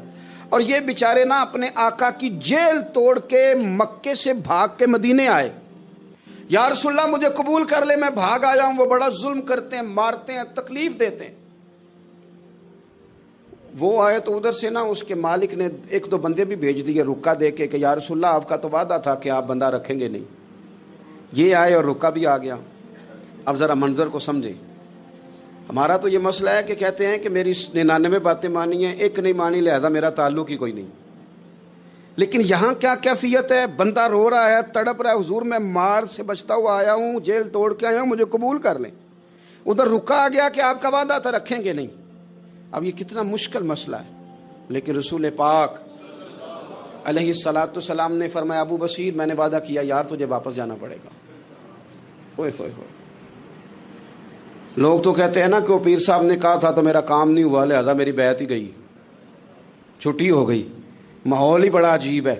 حضور نے فرمایا واپس جا، لیکن جے کر یار دے نام دا ملے مینا، پھر انہوں چولی پا لئیے مینے نو پنجے سٹیے نہ. جے کر یار دے نام دا، سامنے والے نے تانا سمجھ کے دیا تھا پر یار کے نام کا تھا نا. اس نے کہا لا صحیح، سونے کے نام کا ہے نا. تانا ہوا تو کیا ہوا. جے کر یار دے نام دا ملے مینا، انہوں چولی پا لئیے پنجے سٹیے نہ. جے کر یار دے نام دی ملے سولی، پھر جھوٹا جھوٹ لئیے تے پیچھا ہٹیے نہ. جھوٹا جھوٹ لئیے. اب لکھنے والے کا بھی اپنا انداز ہے نا، کہتے ہیں یہ بھی میرے لیے جھولا ہی ہے، یہ بھی آرام کی جگہ ہی ہے. جھوٹا جھوٹ لئیے تے پیچھا ہٹیے نہ. حضرت ابو بصیر رضی اللہ تعالیٰ عنہ سے حضور نے فرمایا واپس جانا ہے. کہ سونے ٹھیک ہے، کوئی شکوہ نہیں، کوئی گلہ نہیں، یہ بھی میرے محبوب کا حکم ہی ہے. اور کیا بات ہے، میرے نبی وعدوں کے پکے ہیں. کیا بات ہے، حضور نے جو کہا کر کے دکھایا. کہتے ہیں میں واپس جا رہا تھا، ایک دو بندے ساتھ تھے، جب مدینے کی حد گزر گئی نا، حضور نے تو کہا تھا نا مدینے میں پناہ نہیں دینی، تو میں نے اس سے کہا یار تلوار بڑی سونی ہے ذرا دکھانا. اس نے دکھائی تو ایک کی میں نے گردن کاٹ دی، دوسرا ویسے ہی بھاگ گیا. اور بھاگ کے حضور کے پاس آیا، جی اس نے تو مار دیا. تو سرکار فرمانے لگے میں نے تو وعدہ پورا کیا تھا نا، تم سے نہیں سنبھالا گیا تو معاملہ تمہارا ہے. اب حضرت ابو بصیر رضی اللہ تعالیٰ عنہ واپس آئے، عرض کی حضور اب میرے لیے کیا حکم ہے. حضور نے فرمایا میاں حکم وہی ہے मदीने में हम नहीं रख सकते तुम। मदीने में सहाबा थे ना, हुजूर की बातों से खुशबू लेते थे, मदीने में नहीं रख सकते। हज़रत अबू बसीर कहते हैं मैं मदीने की सरहद से निकल गया, उस जगह चला गया जो ना मक्के की रियासत में था ना मदीने की। एक मकाम ईस था जहाँ मीठे पानी के कुएं थे, वहाँ रहने लगा। हज़रत अबू जंदल को पता चला कि एक नया ठिकाना बन गया, वो भी जेल तोड़ के आ गए। 70 बंदे आ गए, वहाँ से काफिले गुजरते थे काफिरों के, ये भी मुसलमानों को तंग करते थे। अगर मक्के से कोई काफिला गुजरता था तो हमने भी इनको पकड़ा, काफिर का माल माले गनीमत असबाब बन गया। और वो जब काफिला लेके आते थे तो डरे होते थे, और इनको तो सताया था ना, कहते हमें सताया बड़ा था, हम तो इनकलाबी बन गए थे, हम तो रख लेते ना, बड़ी मिन्नत करते, बड़ी जान मुश्किल से छुड़ाते। 70 बंदे हो गए, फिर 300 हो गए। तब वो बशीर कहते हैं दुनिया मदीने जाती थी लेकिन हम तड़पते थे, हम तड़पते थे। रुत लंघ गई है फिर बाहर आंदी ते अज चिट्ठियां मदीने आईयां नहीं। हम तड़पते थे कि यार कोई मौका मिले, रोज रात को रोते तड़पते। 300 इनकलाबियों का जत्था सब्र से बैठा है मदीने की सरहद पे, अंदर आने की इजाजत नहीं, पर गुलामी में रोज इजाफा हो रहा। सब्र देखो, गुलामी में रोज इजाफा होता है। तंग आ गए काफिर, पहले बड़ी डींगे मारते थे कि देखो हमने कैसी शर्त मनवाई है, कैसी शर्त मनवाई है कि उनका बंदा आएगा तो हम वापस नहीं करेंगे, हमारा जाएगा तो उन्हें करना पड़ेगा। फिर इतने तंग आए कि खुद आके कहने लगे हुजूर मेहरबानी करें, ये शर्त तो ख़त्म करें ना, और इन 300 को तो मदीने बुलाएं, मेहरबानी फरमाएं। हुजूर बड़े खुश हुए। आज गुलामों के नाम पैगाम लिखा, गुलामों के नाम पैगाम लिखा, चिट्ठी लिखी हुजूर ने। चिट्ठी किस चीज़ की लिखी? आ जाओ यार मदीने आ जाओ। चिट्ठी आई मदीने आने के लिए। हज़रत अबू बशीर के नाम चिट्ठी गई, आ जा यार मदीने, आ जा तेरे नाम पैगाम सब लाई है सरकार नबी से, और आया है बुलावा मुझे दरबार नबी से। पैगाम आया। हज़रत अबू बशीर इतने बीमार थे कि नज़ा का आलम था, लेकिन उस आलम में भी इंतज़ार था। उस आखिरी वेले अखियाँ मेरियाँ रात तकनाए तेरा, तेरा ते सजना कुछ भी नहीं जाना, जे पा जावे एक फेरा, ते सिर मेरे ते आन खलोवे ते फिर पर्दा रह जाई मेरा, सौखा निकले साब ज़हूरी, जे वेख लवे मुख तेरा। हज़रत अबू बशीर को ना वो रुका गया, हुजूर की चिट्ठी गई तो यूं चिट्ठी पड़ी, हुजूर ने फरमाया आ जाना, रास्ता खुल गया है, तू आ जा। खुल गया रास्ता। दुआ फरमाओ मदीने के रास्ते खुल जाएं, करो ना यार दुआ, मदीने के रास्ते खुल जाएं। कुछ ऐसे हैं जिन्होंने सारे दुख सुनाने ही मदीने जाके होते, कुछ लोग ऐसे हैं जिनके दिल और कलेजे फटने को आ गए। दुआ करो रास्ते खुल जाएं। हुजूर ने फरमाया आ जा, तेरा राह खुल गया। हज़रत अबू जंदल कहते मैं सराहने खड़ा था, हज़रत अबू बशीर के खत पढ़ा, मुस्कुराए, इशारे से कहने लगे देख मेरे नबी का खाता है, हुजूर की चिट्ठी मेरे नाम आई है, पढ़ना। तो मैंने भी पढ़ी, पहले रोए फिर कलमा पढ़ा, फिर मेरा हाथ थामा, रूह ही परवाज कर गई हमेशा के लिए, हमेशा के लिए। वो ज़ाहिरी जिस्म के साथ तो मदीने ना पहुंचे, पर कब्र में गए तो मदीने वाले की ज़ियारत नसीब हो, कब्र में हुजूर की ज़ियारत नसीब हो गई। कब्र में हज़रत अबू जंदल कहता मैंने जनाजा पढ़ा, और उसी मकाम पे जहाँ उन्होंने इंतज़ार किया था ना, वो मकाम में इंतज़ार उनका मज़ार बना, मज़ार के साथ मस्जिद बनी, मस्जिद का नाम मस्जिद अबू बशीर रखा गया। उन्होंने उस इंतज़ार में जान दे दी, पर सब्र किया, शिकवा नहीं किया। यारो इतनी शिकायतें, इतनी शिकायतें, इतने शिकवे। एक बात मेरा और करने को दिल कर रहा है। एक सहाबी थे हज़रत आसिम बिन साबित रदी अल्लाह ताला अन्हु, जंगे उहद में ना हुजूर के हाथ पे मौत की बैत की, जंगे उहद में बैत की, सोने तेरे नाम पे मरना, डट के लड़े। सलाफा बिन साद के 2 बेटे बदर में कत्ल किए इन्होंने। उसने कसम खाई कि माज़ अल्लाह मैं इनका सर मंगा के तो इनकी खोपड़ी में शराब पीऊंगी। सलाफा बिन साद ने यह कसम खाई कि मेरे 2 बेटे कत्ल किए, मैं इनकी खोपड़ी में शराब पीऊंगी माज़ अल्लाह। एक कबीला गज़ील था, उन्होंने उहद के बाद हुजूर से कहा कुछ कारी हमें दे दें, हमने कुरान सीखना है। तो नबी पाक ने कुछ बंदे भेजे, तो आसिम बिन साबित को भी भेजा, लेकिन उन्होंने धोखा किया, वहाँ जाके इनको गिरफ्तार कर लिया। जब गिरफ्तार करके मक्के वालों के हाथ बेचने लगे तो हज़रत आसिम बिन साबित ने तलवार निकाल ली, फरमाने लगे मैं काफिर का कैदी हो के जीने से बेहतर है शहादत की मौत मर जाऊं। काफिरों का कैदी लड़े और फरमाने लगे मेरे कमान में तीर बाकी है, मैं लड़ूंगा और इतना लड़ूंगा कि तुम्हें पता चलेगा मुझे लड़ना आता है। और फरमाया मैं सब्र करूंगा और सब्र करके दिखाऊंगा, मैं डटूंगा और तुम्हें डट के। अकेला बंदा मैदान में डट गया, अकेला। जब तीर खत्म हो गए तो फिर नेजा निकाल लिया। ये बात आपको इसलिए समझा रहा हूं कि कुछ लोग कहते हैं जी मैं अकेला क्या करूं, तो ये आखिर में याद रखें कि सब्र आपने करना है चाहे अकेले भी रह जाएं, हौसला करना है चाहे अकेले भी रह जाएं। अकेले लड़े, तीर खत्म हो गए तो नेजा निकाल लिया, खूब लड़े। अब उसने कसम खाई थी कि मैंने इनकी खोपड़ी पे माज़अल्लाह खोपड़ी मंगानी है, सार मंगाना है, और ये जो ले जा रहे थे धोखे के साथ ये भी बेचने ले जा रहे थे। तो जब थक गए ना और चारों जानिब से जिस्म में तीर पे वस्त हो गए तो दुआ मांगी। अकेला बंदा और सब्र का मकाम, दुआ मांगी, कहा है अल्लाह मैंने आखिरी दम तक तेरे दीन की हिफाजत की है, अब तू मेरे जिस्म की हिफाजत करना। इनके हथे ना चढ़ गया मेरा जिस्म। हजरत आसिम बिन साबित रदी अल्लाह तआला अन्हु शहीद हो गए। काफिर करीब गए जिस्म पकड़ने के लिए, गिरफ्तार करने के लिए, सर काटने के लिए, तो शहद की मक्खियां आ गई, पूरे जिस्म पे कब्जा कर लिया। करीब जाते तो मक्खियां लड़ती, कहने लगे पीछे हट जाओ, शाम होगी ना तोड़ जाएंगी, फिर हम सर काट लेंगे। शाम तक चारों जाने बैठे रहे, ना कोई हवा आई, ना कोई बादल बरसा, ना कोई तूफान आया। शाम को इन्होंने उठाना था, एक रेला आया पानी का और जनाब आसिम बिन साबित की लाश मुबारक को बहा के ले गया। मेरे रब ने उस मैदान में भी ये बतलाया कि जो सब्र करे ना, रब उसके जिस्म की भी हिफाजत फरमाया करता।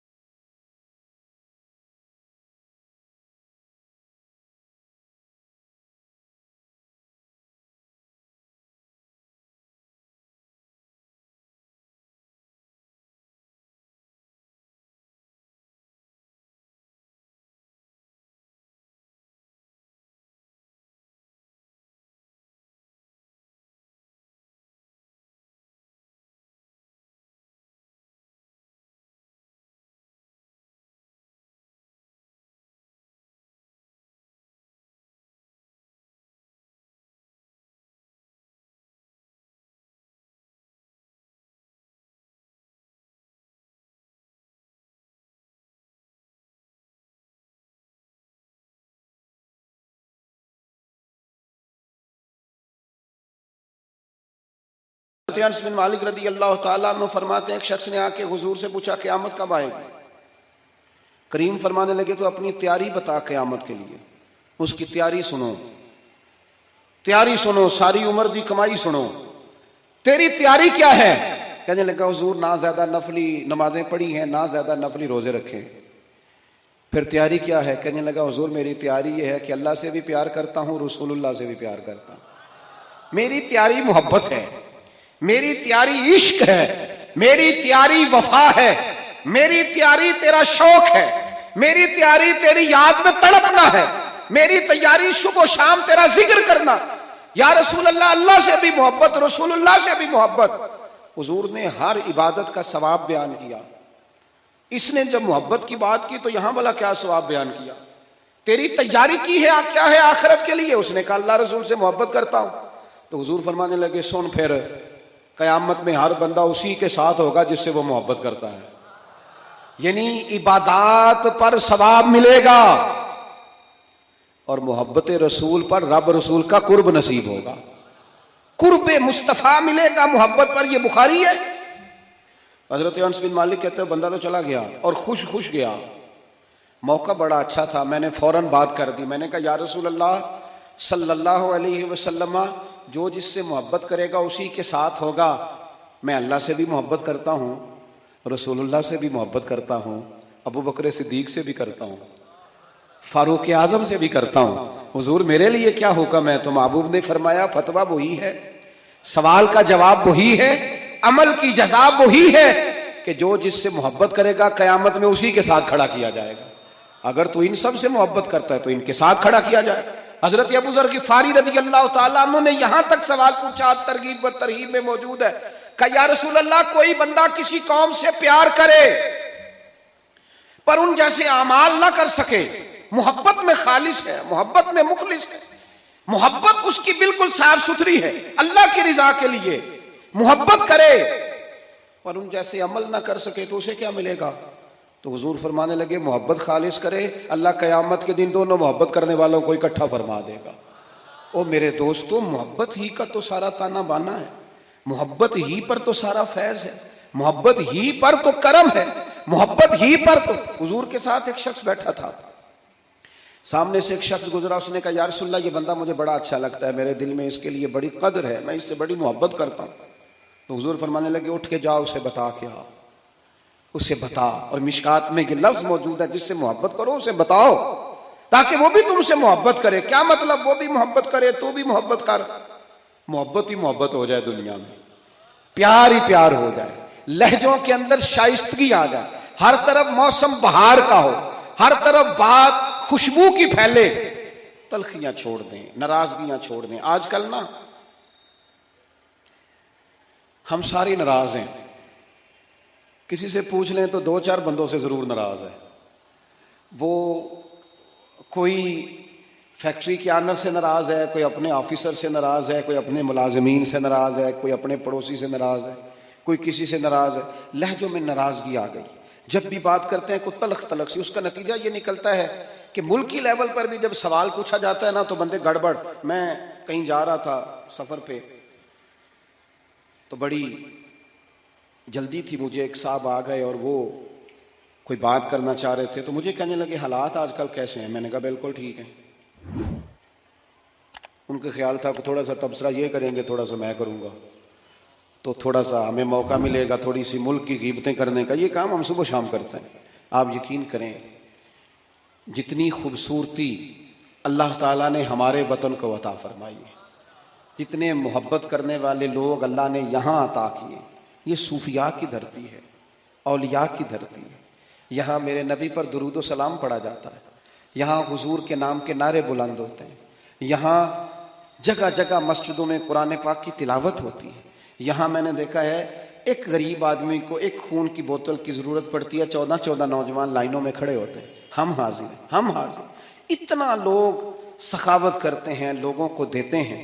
یہ سیلاب آیا تھا، مجھے تھوڑا موقع ملا وہاں سفر کرنے کا، حاضر ہونے کا۔ میں نے دیکھا لوگوں میں بڑی تڑپ، ہمیں بتائیں ہم کیا کر سکتے۔ وہ دوستوں خوبیاں بھی تو بیان کرو نا، کمزوریاں ہیں انکار نہیں کرتا، لیکن اتنی تلخی، اتنی ناراضگی، ہر وقت کا شکوہ، اتنی پاک سرزمین کے بارے میں ہر وقت لہجوں کے اندر نفرت اور ہر وقت غلط بات.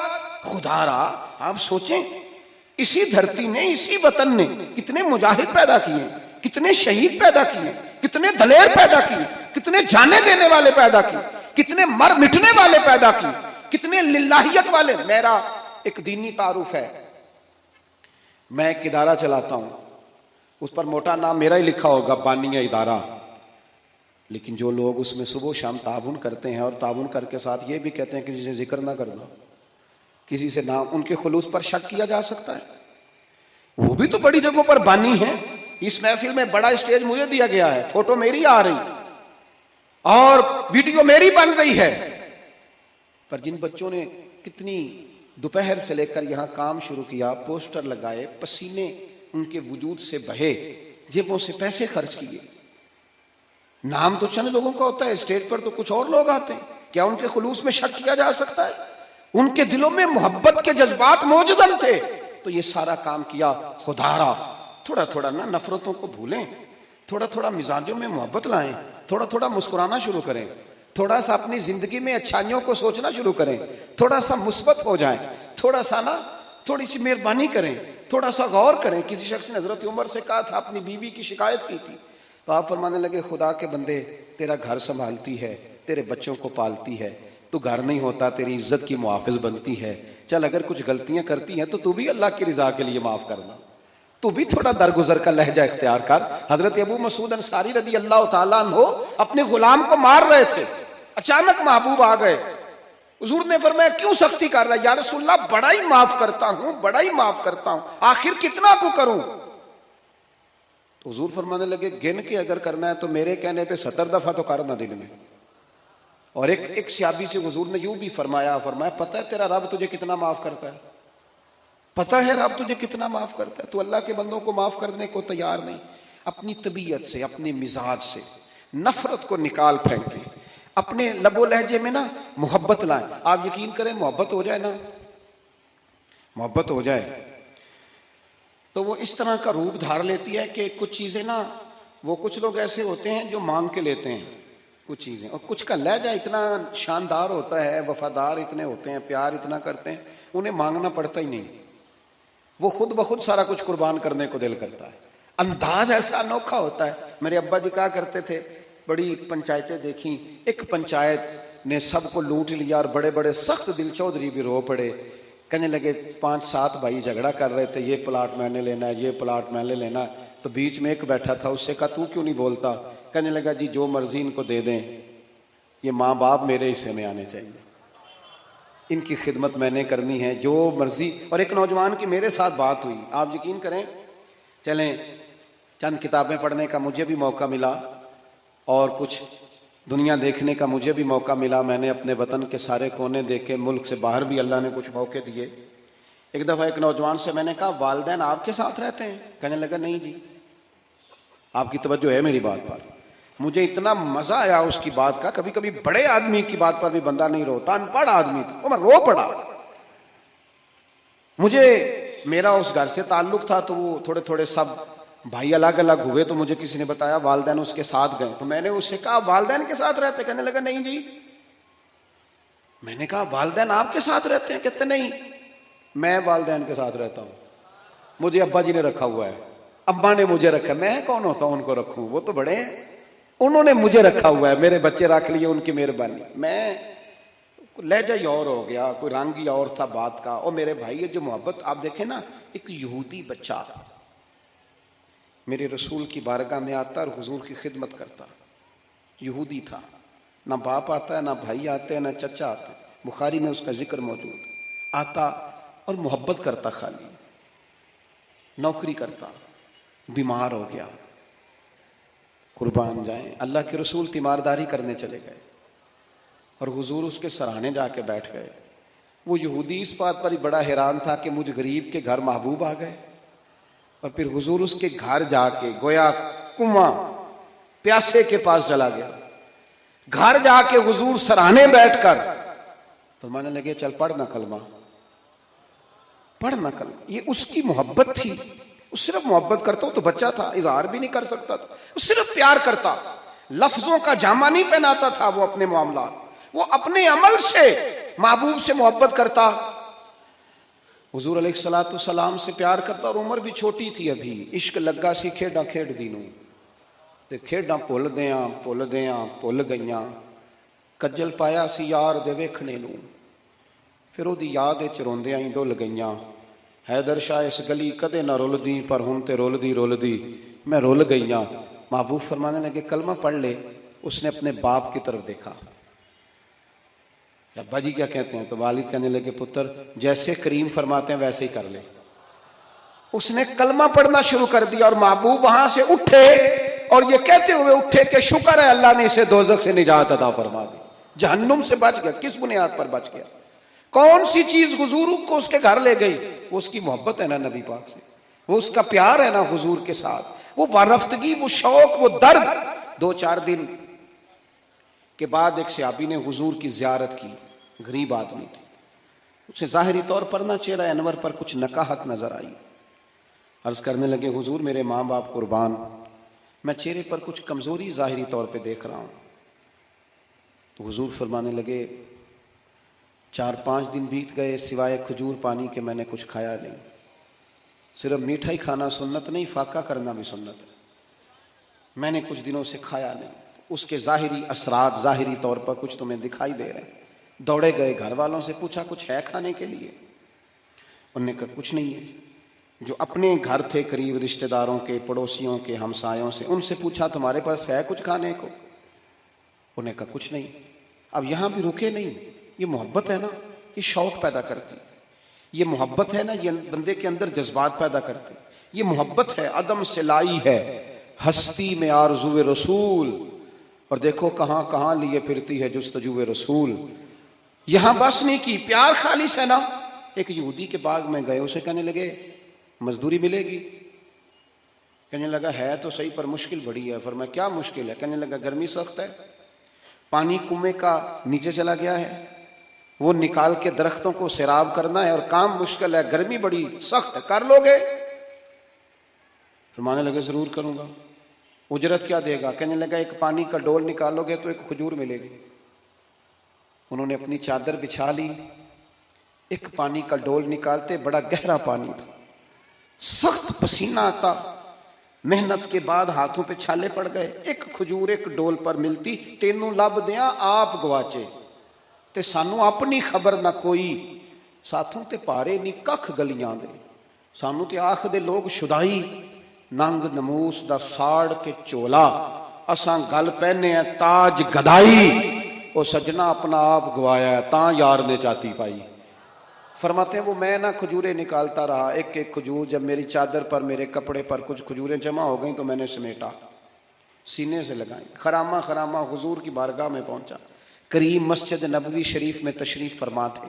یہ کوئی بہت قیمتی چیزیں بظاہر نہیں ہیں، میری بات کو سمجھیے، یہ کچھ سونے چاندی کا گفٹ نہیں ہے، لیکن اس کے پیچھے جو درد ہے، اس کے پیچھے جو محبت ہے، اس کے پیچھے جو خلوص ہے، اس کے پیچھے جو وارفتگی ہے، جو شوق ہے، یہی دین کو مطلوب ہے، یہی دین کا مقصود ہے، یہی مومن کو تازہ دم رکھتا ہے، اسی سے اندر درد پیدا ہوتا ہے، اور یہی چیز ہے جو انسان کو منزل کی طرف لے کر کے جاتی ہے۔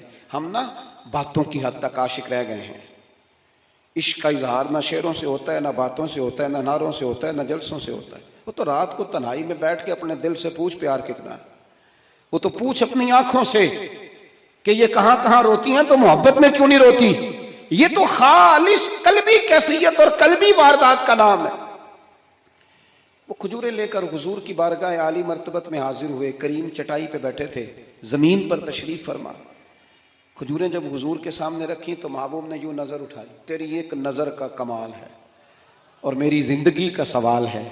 وہ کھجوریں محبوب نے ایک اٹھائی اور کھجور کو پہلے منہ میں رکھا، اور پھر ان کے سارے وجود کو پسینے میں شرابور دیکھا، ہاتھوں کے چھالے دیکھے، تو حضور فرمانے لگے اتنی گرمی میں اتنی محنت، اس موسم میں اتنی مشقت، اتنا بوجھ، پر میں کس چیز نے تجھے مجبور کیا یہ کام کرنے پر؟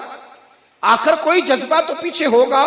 دفعہ بچے روتے ہوتے ہیں, کئی دفعہ ماں باپ بیمار ہوتے ہیں, کئی دفعہ بہنوں کی شادی کرنی ہوتی ہے, کئی بار گھر میں کوئی بیمار ہوتا ہے, کوئی جذبہ ہوتا ہے نا جو بندے کو لے جاتا ہے. اور بھائی کس چیز نے مجبور کیا؟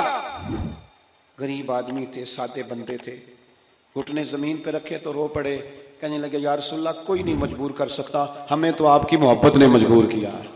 یہ محبت ہے جو لے گئی, یہ محبت ہے. حضرت عمر بن جموح 4 بیٹے لے کے میدان احد میں آئے تھے, 4 بیٹوں سمیت.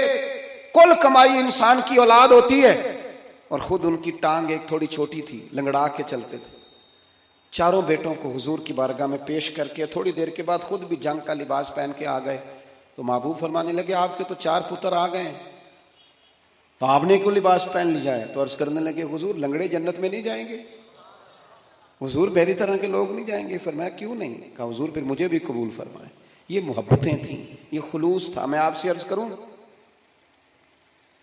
آج تک امت مسلمہ میں جو زندگی ہے, جو توانائی ہے, اور امت کی نبض جو چل رہی ہے, اس کی جو غذا ہے وہ رسول اللہ کی محبت ہے. اگر محبت مصطفیٰ قریب نہ ہو, ہم نے ایسے بزرگوں کے تذکرے پڑھے جنہوں نے ایک وقت دن میں روٹی کھائی اور سارا دن رسول اللہ کا دین پڑھایا, ایک وقت کھانا کھایا اور صبح و شام جد و جہد کی. کس چیز نے؟ حضور کی محبت نے, نبی پاک کی غلامی نے اس کام لگا. آج نا ایک تو میڈیا کا زور, تبصروں کی شدت, اور ویڈیو میں الجھے ہوئے لوگ, اور پتہ نہیں کیا کیا دیکھتے, کیا کیا سنتے, کس کس قسم کی چیزوں کو دیکھتے اور دلوں کو سخت کرتے لوگ. وہ جو محبت کے سوتے تھے وہ تھوڑے سے کمزور پڑ رہے ہیں. ایک تو رات کو نا ہر صورت کچھ درود و سلام پڑھ کے سویا کرو, ہر صورت نا محبوب کی ایک نعت سن کے سویا کرو اپنے دل. اور یہ معاملات تنہائی میں کرو, تنہائی میں اپنے لہجے میں کچھ چیزیں ایسی پیدا کرو. آپ خود اپنے آپ کو دیکھو, انسان سب سے بڑا خود گواہ ہوتا ہے کہ میں کہیں سخت تو نہیں ہو گیا, کہیں میرا رویہ تلخ تو نہیں ہو گیا, کہیں کسی مقام پر میں کسی تکبر کا شکار تو نہیں ہو گیا. اپنے آپ سے خود بات کریں, اپنے آپ کو ٹٹولیں اپنے آپ. حضرت عبداللہ ابن سلام رضی اللہ تعالیٰ عنہ بڑے عالم صحابی ہیں اور صاحب حیثیت تھے, گھر میں بیٹے بھی تھے, غلام بھی تھے. پھر بھی ایک دن لکڑیوں کا گٹھا سر پہ رکھ کے نا گزر رہے تھے رستے سے. تو ایک صحابی نے کہا آپ کے گھر میں بیٹے بھی ہیں, غلام بھی ہیں, تو خود کام کر رہے ہیں. فرمانے لگے وہ میرا نفس ذرا بڑا ہو گیا تھا, کہنے لگ گیا تھا تو بڑی شے ہے, میں ذرا اسے نہ صحیح کر رہا ہوں, اس کو تھوڑا سا نا اپنے اوپر خود نہیں. اب ڈھونڈتا پھرتا ہوا ہے اقبال اپنے آپ کو, آپ ہی گویا مسافر آپ ہی منزل ہوں میں. اپنے آپ کو دیکھیں, وارفتگی اور شوق اپنی طبیعت میں پیدا کریں, لہجوں سے ساری نفرتیں بھگا دیں. کوئی غلط کراس ہی کر گیا نا پھر کیا ہوا؟ کچھ جملے بعض اوقات بڑے اچھے لکھے ہوتے ہیں گاڑی کے پیچھے بھی. ایک جملہ مجھے بڑا ہی پسند ہے, بڑا ہی پسند ہے. اکثر گاڑیوں کے پیچھے لکھا ہوتا ہے تو لنگ جا ساڈی خیر ہے. آپ یقین کریں خیر ہے, کچھ بھی نہیں ہوتا, 5 منٹ لیٹ ہو جائیں. کوئی غلط کراس کر گیا, 2-4 ہارن دے گیا, تھوڑا تلخ ہو گیا, تو کیا ہے بلا ہم, کوئی کر گیا نا بات, تو پھر کیا ہوا؟ کسی نے کو 2-3 جملے ہمارے بارے میں مخالف بول دیے تو مثلاً کیا ہے, ہم مٹی دے تے مٹی رہنا ہی, ایویں کادی بلے بلے. اج مٹی دے اتے بندیا تے کل مٹی دے تھلے. اتنا زیادہ اپنے آپ کو بڑا کر لینا اور خود بخود ہی کر لینا, اور ہر وقت تلخ رہنا, ہر وقت ناراض رہنا. اگر کسی وقت کوئی نام بھی سلام لے سکے, اور اگر کسی وقت کو پوری توجہ نہ بھی کر سکے, تو کیوں کہتے ہو کہ بندہ متکبر ہے؟ یوں کیوں نہیں کہتے کہ کوئی پریشانی ہوگی؟ یوں کیوں نہیں سوچتے کہ اس کی طبیعت خراب ہوگی؟ او بھائی کچھ تو مجبوریاں رہی ہوں گی, یوں ہی کوئی بے وفا نہیں ہوتا. کسی جگہ غور کر لو, کہیں کسی شخص کو کوئی تکلیف نہ ہو. لیکن وہ ہم نے نا تھوڑی تھوڑی باتیں, اب تو نہ ہمیں کوئی بات پتہ چلتی ہے نہ ہمارے پاس کوئی یقینی خبر ہوتی. ہم اپنے گھر میں بیٹھ کر سوچ کر ہی کہ فلاں اس طرح کا ہے, نرا سوچ کے ہی ناراض ہو جاتے ہیں. کوئی ہمارے پاس اس کی دلیل نہیں, کوئی ثبوت نہیں, کوئی پروف نہیں, فلانا بندہ اس طرح کا ہے, سوچ کر ہی ناراض ہو گئے 100%. تو یہ آج کچھ محبت لے کے جانی ہے, کچھ ناراضگیاں چھوڑ دینی ہے, کچھ بندوں کو نہ خود بخود ہی معاف کر دینا, کچھ لوگوں کے بارے میں نہ دل کو ہلکا پھلکا کر کے سونا, کہیں نہ کہیں کوشش کرنی ہے یار آج کے بعد نہ تھوڑا پیچھے بھی سیٹ مل گئی تو ہو جائے گا گزارا. کوشش کرنی ہے کہ یار کوئی حرج نہیں ہے, اگر کوئی بندہ کوئی تلخی کر بھی جائے گا تو کوئی حرج نہیں, ہم نے اپنے لہجے کو گڑبڑ نہیں کرنا. محبتوں کو فروغ دیں, محبتوں کے ساتھ جئیں, محبتوں کو آگے رکھیں. ساری دنیا میدان میں نکلتی ہے جیتنے کے لیے, لیکن کچھ حضرت جنید بغدادی کی طرح میدان میں ہارنے کے لیے بھی اترتے ہیں. وہ کہتے ہیں یار نہیں، اپنوں سے، بزرگوں سے، بڑوں سے، قریبیوں سے، محبت والوں سے کوئی جیتا تو نہیں نہ جاتا، کوئی حرج نہیں، ہم ہار جائیں گے، کوئی فرق نہیں پڑتا. کبھی کبھی میدانوں میں ہارنے کے لیے بھی اترو. اس کی وجہ یہ ہوتی ہے کہ چھوٹے بچے کو نا کئی دفعہ باپ اس کے ساتھ پنجہ لڑاتا ہے نا تو جان بوجھ کے اس لیے ہارتا ہے کہ میرا پتر خوش ہو جائے. تو کبھی کبھی اس لیے بھی ہار جانا چاہیے کہ اپنے ذرا خوش ہو جائیں گے، ذرا ان کے دل کو تسلی ہو جائے گی، ذرا کچھ تھوڑا سا نا ان کی طبیعت میں قرار آ جائے گا. تھوڑا سا محبت کا فروغ کریں، اپنے لہجوں سے نفرتوں کو دور کریں. اللہ کی بارگاہ میں دعا کرتا ہوں اللہ تعالیٰ اس حاضری کو قبولیت کا درجہ عطا فرمائے.